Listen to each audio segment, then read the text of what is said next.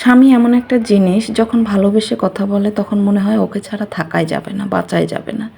আবার যখন কষ্ট দেয়, একটু কষ্ট দিয়ে কথা বলে, তখন মনে হয় যে ও আমাকে একটুও ভালোবাসে না।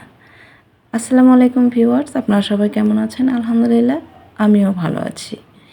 আজকে আমি আমার বরের জন্য রান্না করছি।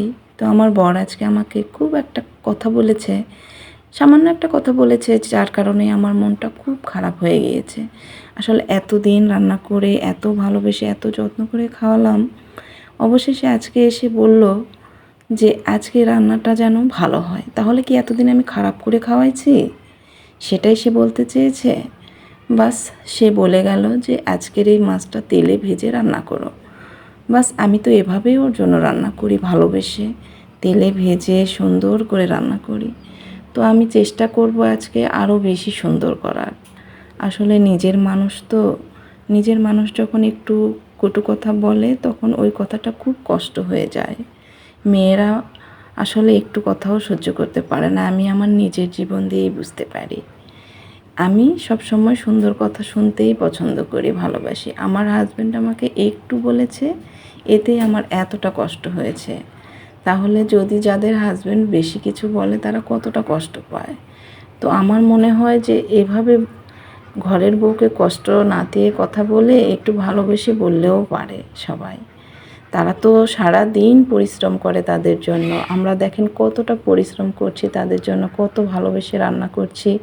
তারপরও যদি সেই স্বামী এসে খেতে বলে যে ভালো হয় নাই, তাহলে তো কষ্টটা দ্বিগুণ হয়ে যায়। আর শ্বশুরবাড়িতে স্বামীর সাপোর্টই সবচেয়ে বড় সাপোর্ট মেয়েদের কাছে। তো ব্যাস, আমি মাছটা সুন্দর করে ভেজে নিয়ে তারপর সেই মাছটাকে আবার তেলানি দিচ্ছি। এখন তেজপাত দিলাম, শুকনা ঝাল, পেঁয়াজ এগুলো দিয়ে এখন তেলানি করে নেব, তেলে ভেজে আর কি। তো ব্যাস, আমি চেষ্টা করছি আমার মতো করে আমার বরকে খুশি করার জন্য। তো সে কতটা খুশি হবে আমি জানি না, যদিও বা আমি একটু কষ্টই পেয়েছি আজকের এই কথাতে। ও কখনো কোনো দিন এভাবে বলেনি যে কথাটা আজকে বলেছে, যে আজকে একটু ভালো করে রান্না করো। তাহলে কি কথার প্রেক্ষিতে এটাই বোঝায় যে আমি এতদিন ভালো করে রান্না করি নাই? তাহলে কি এতদিন ও আমাকে মিথ্যা আশ্বাস দিয়েছে যে খুব সুন্দর লাগে, খুব সুন্দর হয়?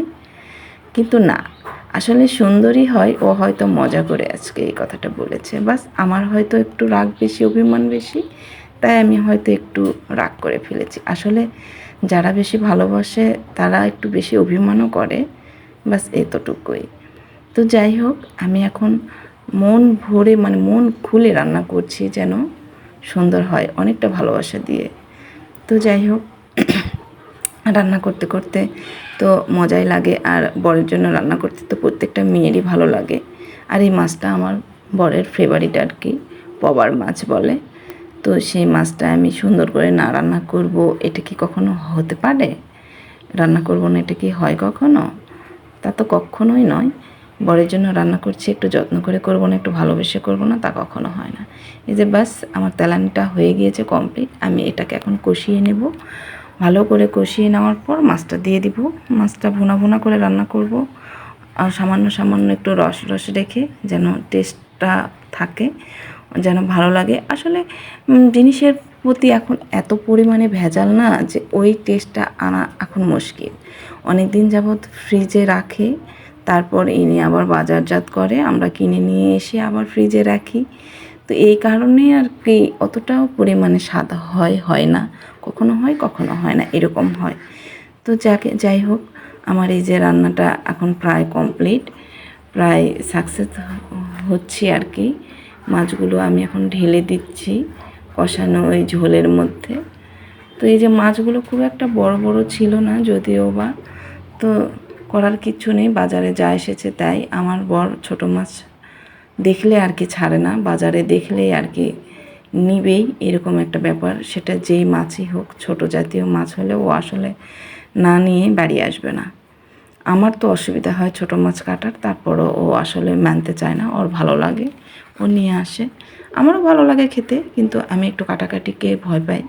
ছোট মাছ কাটতে আমার একটু ভয় লাগে। আসলে মাছ কাটা একটু বিরক্তিকর বিষয়। যতটা বড় মাছ হবে তত কাটতে সুবিধা হবে, তাড়াতাড়ি হয়ে যাবে। তো এই যে আমি সুন্দর করে কষিয়ে নিলাম। দেখেন তো কালারটা কতটা সুন্দর হয়েছে। নিশ্চয়ই আজকে আমার বরের ভালো লাগবে। আপনারা বলেন তো যে ভালো লাগবে কি না, অবশ্যই জানাবেন কিন্তু আমাকে। আমি তো অনেকটাই পরিশ্রম করলাম, অনেক কষ্ট করলাম বরের জন্য। আপনারাও নিশ্চয়ই এইভাবে কষ্ট করেন, পরিশ্রম করেন আমার মতো। তো যাই হোক, অবশ্যই আজকে আমি এই ফলটা পাবো।